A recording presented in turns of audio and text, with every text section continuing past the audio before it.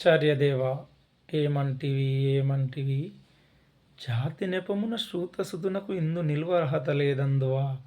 ఎంత మాట ఎంత మాట. ఇది క్షాత్ర పరీక్ష గాని క్షత్రియ పరీక్ష కాదే, కాదు కాకూడదు. ఇది కుల పరీక్షయే అందువా. నీ తండ్రి భరద్వాజుని జననమెట్టిది, అతి జుగుత్సాకరమైన నీ సంభవం ఎట్టిది. మట్టి కుండలో పుట్టితివి కదా, నీది ఏ కులము. ఇంత ఏల అస్మత్పితామహుడు కురుకుల వృద్ధుడైన ఈ శాంతనవుడు శివసముద్రులను భార్యయగు గంగా గర్భమున జనించలేదా. ఈయనదే కులము మాతో చెప్పిత్తిరేమయ్యా. మా వంశమునకు మూల పురుషుడైన వశిష్ఠుడు దేవవేశ్యయగు ఊర్వశీ పుత్రుడు కాడ.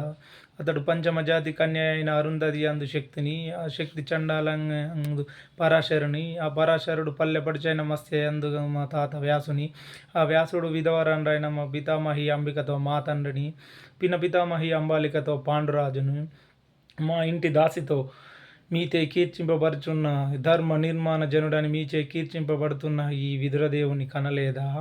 సందర్భావసరములను బట్టి క్షేత్రబీజ ప్రాధాన్యములతో సంకరమైన ఈ కురువంశము ఏనాడో కులహీనమైనది కాగా నేడు జాతి జాతి అని వివాదములమెందుకు.